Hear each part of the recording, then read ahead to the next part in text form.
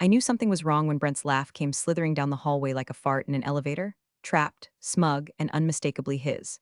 I was in the glass conference room, finishing the last touches on the quarterly deck, tweaking font sizes like a lunatic even though the numbers spoke for themselves. We'd beat projections by 6%, and my refinancing terms saved the company over $4 million this quarter alone. I should have felt proud, but instead I felt like a houseplant someone forgets to water until it's brown, then praises for being low maintenance. Then I heard him through the cracked door, Brent, our self-appointed visionary CEO, who couldn't balance a checkbook without 3 assistants and a latte. He was talking to Melissa from marketing. "We've got to freshen things up. New blood, get rid of the stale faces," he said, his voice thick with the same cologne-soaked charm that made interns giggle and senior VPs roll their eyes. I paused. Stale faces? I was the only exec in that building who hadn't posted a thirst trap on LinkedIn or written a think piece called Why Failure is Sexy. I'd been with the company for 6 years, quietly, consistently. I built our financial model from napkin math into a scalable backbone, survived 2 acquisitions, 1 merger, and a software pivot that almost bankrupted us.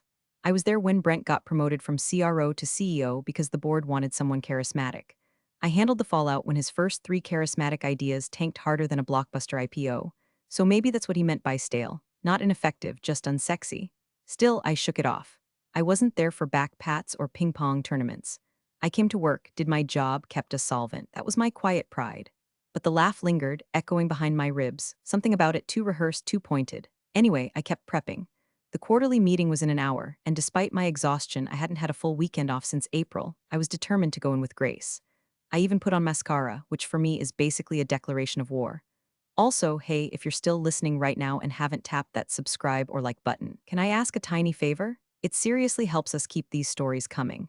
90% of folks just listen and move on, but your click's like handing us a cup of gas to keep the fire burning. All right, back to Brent, the human smoke alarm. When the room started filling, I noticed the mood was off. People looked everywhere but at me. Brent walked in last, carrying a stupid box wrapped in shiny red paper. I assumed it was some kind of team building prop or one of those weird giveaways he loved. He took his seat at the head of the table and grinned like he was about to announce free puppies or a mass layoff. I went to plug in my laptop to present, and he put a hand on mine. "No need," he said smoothly. "We're gonna kick things off a little differently today." I sat back, wary. Brent stood, lifted the box, and walked it over to me with the exaggerated steps of a game show host. "Nicole," he said, "for your continued efforts and dedication to the team." He opened the box. Inside was a plastic trophy, a gold-colored figurine holding a star. The plaque read, "Thanks for showing up, Q2 edition." Laughter, around the table, some of it forced, some of it genuine. The kind of laugh you make when your boss makes a joke and you don't want to be the next stale face. I looked at the trophy, then at him. My ears rang. I didn't say a word. I stood, reached into my blazer pocket, pulled out my ID badge, the same one I'd used to key into that building through snowstorms and late-night fire drills. I placed it gently on the center of the table, and I walked out. No dramatics, no tears. Just the sound of my heels echoing through a hallway that I once sprinted down when Brent forgot a board meeting date and blamed it on my calendar. No one followed me. I got in my car, drove home in silence, and poured a glass of wine at 11:38 a.m. For the first time in 6 years, my inbox wasn't calling me back. My phone didn't vibrate with calendar alerts or vendor requests. I sat on my couch and let the humiliation settle. It didn't burn like I thought it would. It just felt final.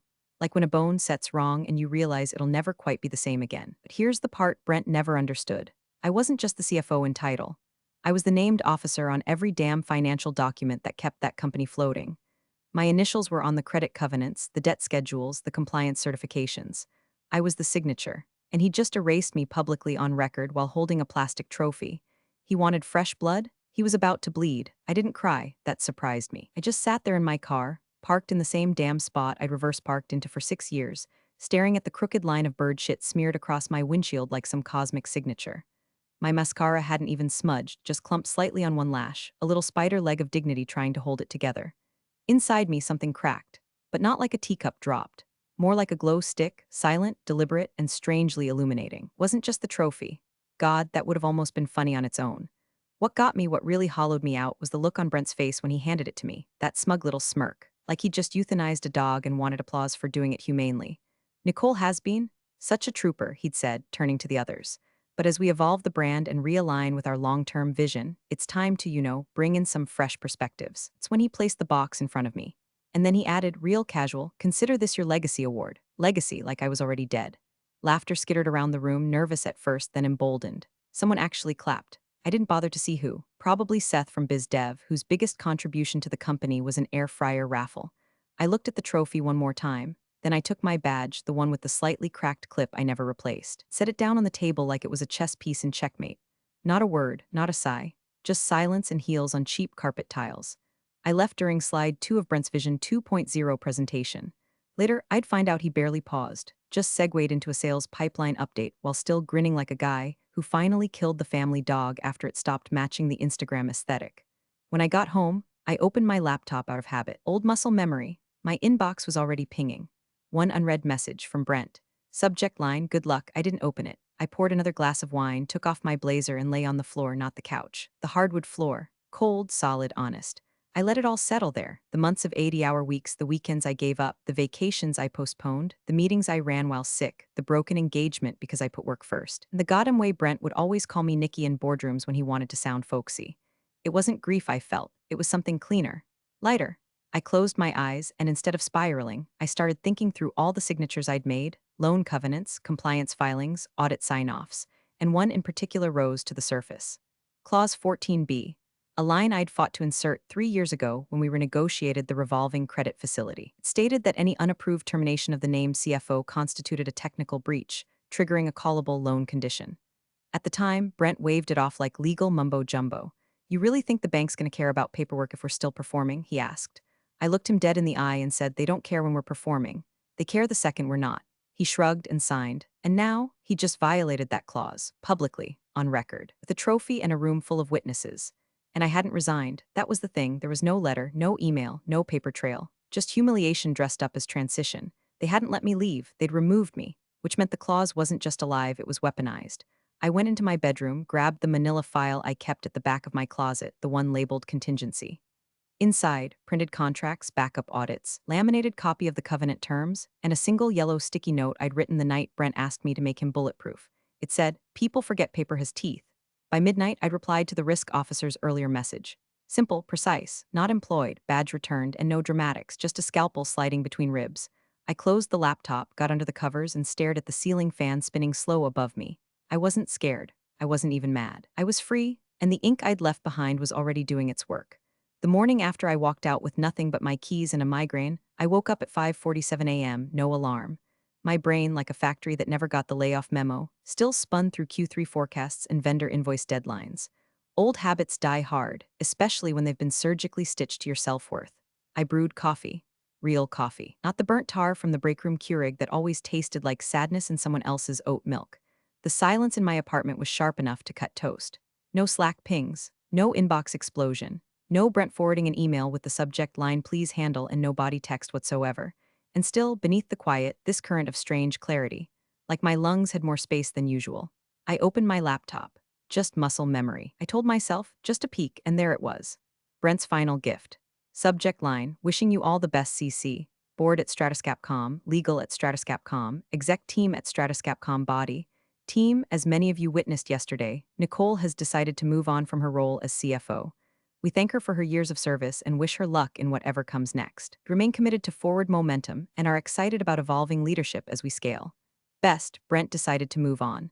That smug, sugar-coated turd of a sentence sat there like a roach in a fruit bowl. He'd spun my public humiliation into a graceful exit like I'd retired to start a vineyard in Sonoma. The CC list was just salt in the wound, meant to rewrite the story before anyone had time to blink. I didn't respond. I didn't reply all. I didn't text Melissa from marketing to tell her what really happened. I just opened another tab, bank portal login, authentication token, encrypted inbox, one unread message. From Lisa Henry, Senior Risk Officer, North Bank Capital Subject, CFO role change confirmation needed body. Nicole, our monitoring systems flagged a potential executive change at Stratus Capital. Per Section 14B of your financing agreement, confirmation of named officer status is required. Please verify your current employment status. LH short. Cold, surgical, banks don't do drama, they do triggers, and that email was the first tremor. I sipped my coffee, looked at the "wishing you all the best" email still open on the side. My reflection in the screen looked older than I felt, but sharper, cleaner. I clicked reply, typed exactly 5 words, "not employed, badge returned," and hit send. And just like that, the rope began to fray. See, Brent never understood the game he was playing. He thought power was noise, presentations, product launches, lunches with VCs where he'd name drop Spotify until someone laughed. But power, real power, is paperwork. Contracts. Clauses no one bothers to read until it's too late. I flashed back to every late night I spent with our legal counsel, elbows deep in red lines and definitions, arguing over material adverse events and executive substitution protocol. I remembered insisting we include named officer provisions in the debt covenants, not because I ever thought I'd use them, but because Brent never read the fine print. He only saw headlines, and I'd written the fine print in ink that bites. The clause was simple, elegant. If the named CFO, me, was terminated without board pre-approval and replacement vetting, it constituted a technical breach of the credit agreement. No drama, no need for fraud or scandal, just a ticked box on a form that didn't get ticked. That breach gave the bank the right to call the $190 million revolving line, immediately. I once told Brent, half joking, "You fire me wrong and this company goes lights out by Friday." He laughed, called it typical Nicole paranoia. Well, tick-tock, by noon. I had a follow-up from Lisa. "Thank you. Our internal review is underway. We'll notify your former employer of next steps per the terms." No emojis, no smiley face, just precision. I sat back, laptop warm against my thighs, and stared out the window. Brent thought he'd won. He thought he'd erased me. But what he didn't realize was that I had designed the walls of that company's house, and every beam had my signature carved into it. Pull me out the wrong way, and the whole thing groans. I didn't need revenge. I didn't even need credit. All I needed was compliance to do its job, and it just had.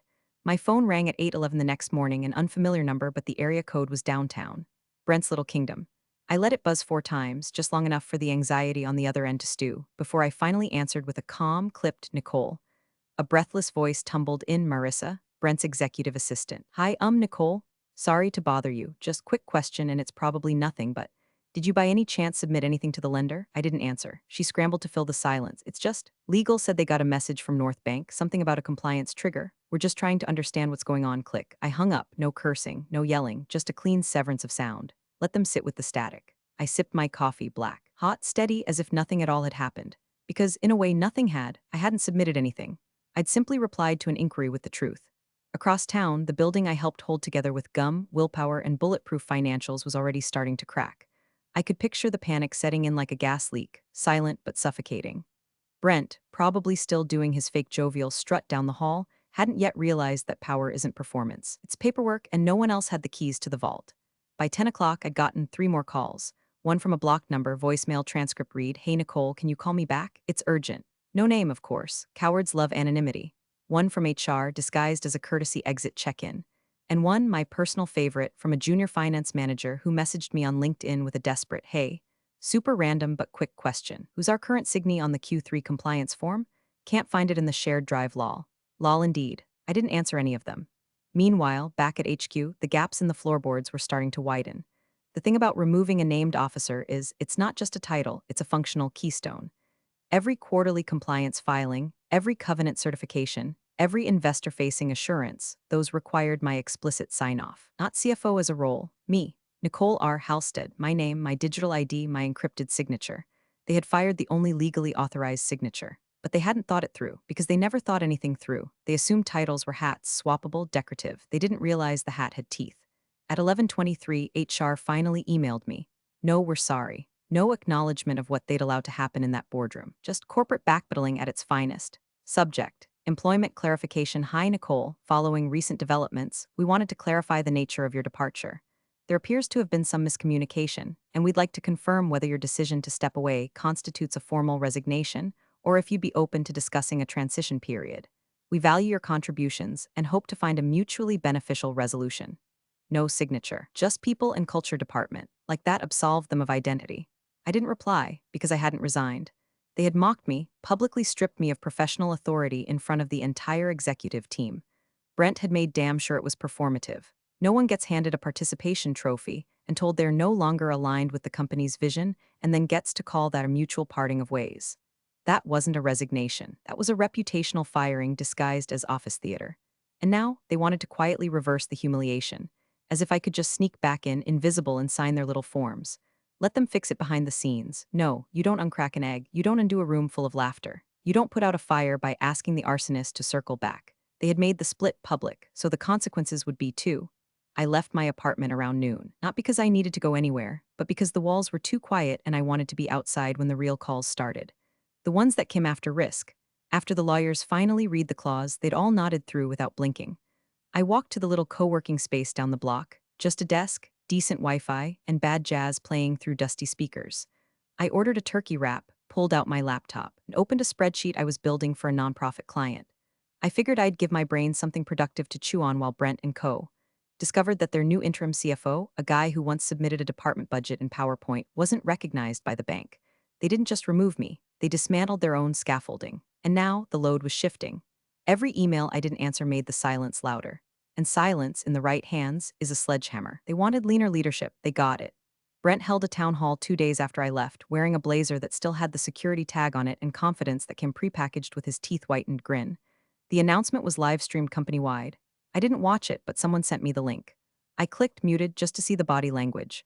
There he was, center stage, palms open, like a televangelist asking for donations. Folks, he said, as we evolve and scale, we're embracing agility. Today, I'm excited to announce that Kevin Roston will serve as our interim CFO as we transition into our next phase. Kevin, a former sales lead whose claim to fame was once pitching a customer service chatbot to a funeral home and calling it emotionally intelligent grief support. Kevin, who submitted a quarterly department budget on an Excel sheet with formulas so broken it literally spelled out #div/0 on every line. Kevin, who once asked me if depreciation was a tax write-off or just an attitude thing. That Kevin, now holding the financial spine of a $340 million tech company. I closed the tab. Back at HQ, they were scrambling to prep for an investor call and a flashy expansion announcement into the EU market. Brent had been hyping it for months. They even booked a PR firm to leak whispers of a disruptive international move to TechCrunch. But first, they had to file their 10Q quarterly financials that legally needed one very specific box checked, named Officer Financial Compliance, certified by CFO. Problem? There was no CFO, not on paper, not in the bank's eyes, not with any legal authority. Kevin had a new title, but none of the embedded rights, signatures, or verified access that I had. No fingerprint on the loan docs. No credentials in the bank's officer registry, and I'd made sure of that. When I fought for that clause, I'd insisted on airtight language. Any replacement CFO had to be approved by both the board and the lending institution. Not just named, but vetted, verified, onboarded in writing. Otherwise, the named officer provision stayed open like a wound, so they filed late, 2 days past the deadline. And when they finally submitted it, that box named Officer Financial Compliance was blank, not unchecked, blank, like the digital form stared back and whispered nope. Still, Brent powered forward. He doubled down in the investor deck. Our shift toward leaner leadership enables faster decision-making and reduces organizational lean leadership, drag reduction. All sound bites, all fluff. Meanwhile, the finance team was duct-taping Kevin's incompetence into presentable reports, HR was issuing emergency NDAs to silence panicked whispers, and legal was doing what legal does best, pretending the boat isn't sinking if you don't look at the water. But the numbers don't care. Compliance doesn't care. And most importantly, North Bank doesn't care. They care about the clause, the signature, one they don't have anymore. I'd spent years building credibility with them. Monthly check-ins, quarterly reviews, always on time, always clean. That kind of reputation doesn't transfer with a handshake or a LinkedIn update. Brent thought if he just kept talking, the world would believe him, that a PowerPoint and a haircut could make Kevin CFO in the eyes of regulators and lenders. But power doesn't live in the spotlight. It lives in the margins, in the forms, in the contracts no one reads until they bite. They wanted me gone. They got it. They wanted a yes man with a Slack emoji addiction and a firm handshake. They got that too. And now they were sprinting toward an investor call with a finance lead who once asked if EBITDA was that crypto thing. Meanwhile, I was in a shared workspace eating a microwave burrito and watching my old company edge closer to a compliance cliff like a man flossing on the Titanic. I wasn't gloating, I wasn't even smiling. But I will admit I didn't miss it. The badge, the meetings, the endless loop of explaining how interest accrual worked to people with strategic in their job titles. They'd cut me out to look agile, and now they were about to find out that speed means nothing when the brakes are gone. It hit at 8:14 a.m., the kind of hit that doesn't scream or kick down the door, it just rings. Once. Calm, professional. The way all true disasters begin. Brent was backstage in the auditorium they'd rented for the investor briefing, hunched over an iced coffee that probably cost more than my rent back in '09, practicing the phrase synergistic growth pathway in front of a fold-out mirror. He was wearing a custom navy suit and the confidence of a man who thought he was about to be profiled in fast company. The call came through on his personal cell, no caller ID, just a clean, motionless ringtone. He picked up with that half-slick, half-bored "this is Brent," expecting a last-minute AV update or a caterer complaint. Instead, he got Lisa Henry from North Bank Capital. She didn't waste time. "Mr. Corrigan, we've noticed a covenant breach. Your CFO's termination was not board-approved, nor was a replacement certified through our officer registry." The clause requires a named officer at all times. As of now, the revolving line of credit is in technical default.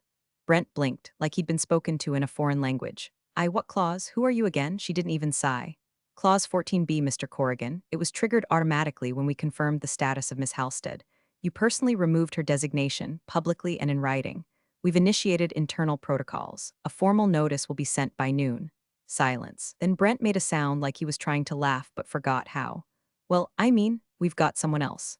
Kevin Roston. He's interim, Lisa interrupted. Interim titles do not satisfy named officer conditions, especially when the individual has no record in our compliance system. Mr. Roston does not meet the requirements for fiduciary oversight as defined in the lending agreement. The color drained from Brent's face in front of 3 junior marketers and 1 terrified sound tech. I'm going to call legal. That's advisable. Click. The line went dead, and then it began. Text alerts. Emails with red flags, 1 board member then another. 2 were already in the building for the presentation. They hadn't even had coffee yet when their phones started vibrating like bees in a jar. The first call came from Irene Whitlock, former SEC counsel, current board chair. Did you remove Nicole's designation in writing?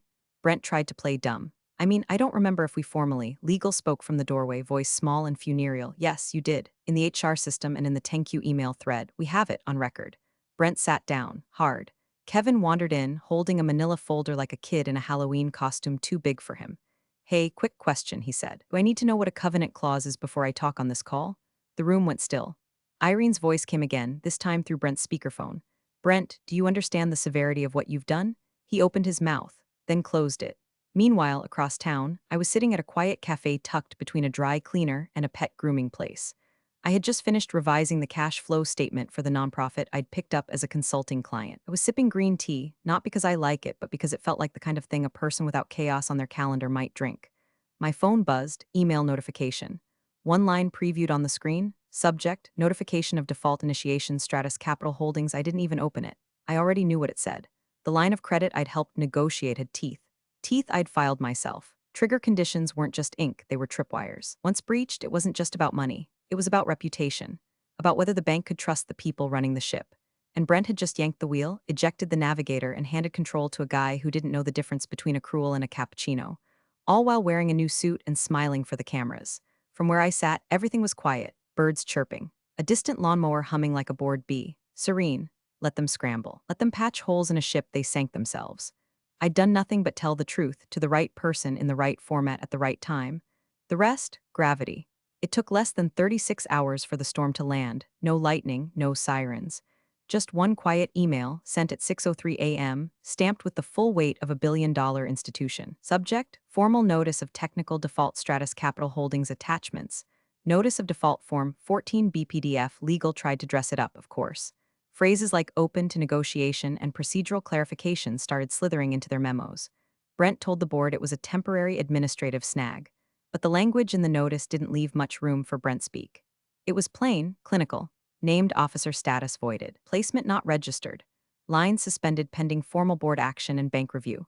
Compliance window exceeded. Cure period expired. Translation: the bank's $190 million revolving credit line, the money they used to cover payroll, bridge receivables, and keep the lights on, was frozen, and payroll was due in 4 days. I imagined the room they sat in that morning. Brent pacing in circles, his tie loosened just enough to look in control. Legal with their folders open like defibrillators, Kevin nervously scrolling Investopedia under the table like it was a life raft. Someone must have finally said the thing out loud, call her, and so he did, twice. I watched both calls come in, declined them without a second thought. Third one, I blocked the number. That was the real gift in all this clarity, not bitterness, not rage. Just done. He burned the bridge. Just happened to be the architect who built it with tripwire in the support beams. Then came the email. Subject line: let's reconnect urgent. It was desperate in that pathetic, panicked way only men like Brent can muster when they realize the world no longer believes in their haircut. Nicole, given recent developments, we'd like to formally extend an offer to return, on a consultancy basis, to assist with compliance certification and re-establish the bank's confidence. Compensation will reflect the critical nature of the role. This is time-sensitive. Please respond at your earliest convenience. He couldn't even say my name properly in person. Now he wanted it typed on a contract. I didn't respond. That afternoon, HR followed up. We're prepared to expedite onboarding and provide flexible terms. I archived it. Legal tried next, something about mutual benefit, precedent protection, and discretion regarding transition optics. I forwarded it to my lawyer, then took a walk. That evening, a friend from inside texted me they're panicking. Irene wants Brent out before the board gets sued. Kevin's crying in the parking lot. This is insane. I didn't reply. Instead, I called my client, the nonprofit with the tiny office and the founder who still handwrites thank you notes, and told them I had space to take on more projects if they needed. She got quiet on the other end of the line, said we'd be honored. That was the first time I smiled in days because I wasn't angry. I wasn't waiting for revenge to explode like a firework. This wasn't about proving anything anymore. Brent had already proven everything for me with every smug word, every ego-drunk decision, every time he looked at the framework I built and thought replaceable. He'd wanted a clean break, a fresh face, new blood. Now his empire was running dry. I used to think my silence would be mistaken for weakness. Now I realized it was the sharpest tool I had. Let them flail. Let them scramble to fix forms they didn't understand, cover gaps they created, beg a bank that only speaks in terms and conditions. I was done saving them. Done explaining things to people who never listened. Done translating fluency in numbers for men who thought success came with a ring light and a slogan. 4 days to payroll. No money, no signature, no CFO. Just a leadership team drowning in buzzwords and the slow realization that the woman they mocked was the only person who ever knew how to swim. The final push didn't come with a gavel or a slammed door. It came with a question, one sentence, spoken through a staticky speakerphone by a man who didn't raise his voice because he didn't have to. It was Thursday morning, 2 days before payroll. Brent had called an emergency board meeting after exhausting every PR deflection, legal tap dance, and were working on its stall tactic he had left. The conference room was full, every director present, two via Zoom from hotel suites that suddenly felt a lot less secure. Coffee sat untouched. No pastries this time. No catered optimism. And then came the voice. George Talman, lead investor representative. His name alone made interns straighten their backs and execs check their inboxes twice. He didn't waste time. Who authorized the termination of the named CFO? The room went still. The kind of still where even air conditioning sounds guilty. Brent opened his mouth, closed it, then tried again. Well, I wouldn't say termination exactly. It was more of a realignment. He was cut off not by George, but by their own corporate attorney. Quiet man in round glasses who hadn't said a word all morning. He calmly reached for a thick binder, flipped 3 pages, and said, without looking up, "You did. It's recorded." He turned the binder slightly. The tab read, HR Exec Decisions Q2/Q3. There, printed in black and white, was the email Brent had personally sent to HR the afternoon after the trophy incident. Subject, Officer Realignment Nicole Halstead. Body, please finalize all paperwork reflecting Nicole's exit. Her duties will be reassigned under interim leadership. No backfill necessary. The word exit was underlined. Brent stared at it like it was written in fire. I didn't mean for it to, George interrupted again. Calm, icy. The bank has ruled it a termination. Clause 14B has been triggered. They've confirmed a full loan call is in motion. 5 days to cure, or the credit line is revoked in full. No reaction, just oxygen fleeing the room. Someone coughed, a chair squeaked. Irene, the board chair, slowly folded her hands like she was trying to remember how prayer worked. Brent sat back, pale, silent. That stupid suit suddenly looked too big on him, like it belonged to someone competent. The attorney spoke again. Default terms are non-negotiable unless the original named officer is reinstated, certified, and approved by the bank. Option has been declined. A few board members exchanged looks, not the worried kind, the calculating kind. Brent had officially become dead weight in a sinking boat. One by one, you could see the mental math, reputational risk, fiduciary duty, damage control. It wasn't rage in their eyes, it was self-preservation. Irene cleared her throat, so we're in a 5-day window. No funds, no signatory, and no legal remedy. Silence again. Brent tried to speak. Can still bring her back, George cut him off one last time. She was offered that. She declined. You had your chance. Another voice, soft female, came in through Zoom. Director Patel, normally too polite to interrupt anyone. Brent, remind us, why did you remove her again? He blinked. We wanted to refresh the brand. It wasn't even a full sentence. Just a fragment of the same marketing fluff he'd been spewing for months. But now, it landed like a confession. A refresh. That was the rationale for removing a licensed, trusted, compliant CFO with a flawless record and years of institutional knowledge. They'd pulled the foundation out from under their own house and were shocked the roof collapsed. One board member reached for his phone, clearly texting someone beneath the table. Another began gathering her papers. No one defended Brent. No one nodded. No one said a word. He was alone. Meanwhile, across town, I was reviewing a vendor invoice with a spreadsheet open and a jazz playlist humming in the background. I hadn't checked my phone all morning. I didn't need to because I already knew the script. Brent would flail. Legal would panic. The board would freeze. And in that silence, my absence would echo louder than any revenge I could have orchestrated. I didn't need to burn the building down. They handed me the match. And then they lit it themselves. The morning after the emergency board meeting, the CFO seat was still empty, untouched like a crime scene. No nameplate, no announcements. Just a conspicuous silence in the org chart, a digital ghost with access no one could fake. And Brent, he was gone. Official word was leadership restructuring, but the internal memo didn't even try to spin it. No thank you, no legacy fluff. Just a clean bullet point buried in a Thursday morning status update. Interim leadership transition effective immediately. The board had voted him out before sunrise. I didn't find out from LinkedIn or some press leak. I didn't have to. At 7:42 a.m., my phone buzzed with a single message, no contact, no name, just one line, Clause 14B. Understood, no apology, no explanation. Just the digital equivalent of someone dropping to one knee too late. I didn't respond. I was already deep into the reconciliation sheet for a nonprofit housing project in East Cleveland, double-checking vendor disbursements and trying to track a $600 variance in their expense report. It was the kind of work that used to be too small for me. Now it felt like breathing. Real numbers, real people. No boardroom games or buzzwords, just impact. A soft chime broke my focus. Notification from my firm's backend portal. New deposit received retainer contract #117 a client. Halberd Partners. Amount, $162,000 scope. Full financial restructure and audit compliance integration. Brent's former competitor. The same firm he once laughed at for being too old school and too risk-averse. Now they wanted me to rebuild what he broke. They didn't want a pitch deck. They didn't want branding language or someone who knew how to say ecosystem 5 times in a sentence. They wanted stability. Signatures, teeth in the contract. They wanted me. I sat back, let the screen glow for a moment, and sipped what was left of my lukewarm coffee. Outside, a city bus groaned by, spraying a wave of October leaves into the air like confetti. I watched them scatter and spin, aimless and beautiful. I didn't feel vindicated. I felt precise. Brent's empire didn't explode. There was no headline, no whistleblower, no FBI raid. It just unwound, quietly, logically, like a machine with one cog removed, spinning until it stripped itself bare, and all I did was step aside. Let the contract do what it was built to do. Let the silence finish the sentence he started when he handed me that trophy and thought humiliation was a management strategy. I was never the one who needed to make noise. I was the name they forgot was still on the deed. The signature they thought they could erase. And now, I was just a woman in a co-working space, closing a tab and smiling. Thanks for watching, you cubicle warriors. Hit that subscribe button. Unless you're my old boss, then you're on your own. Revenge of the coffee pot strikes again.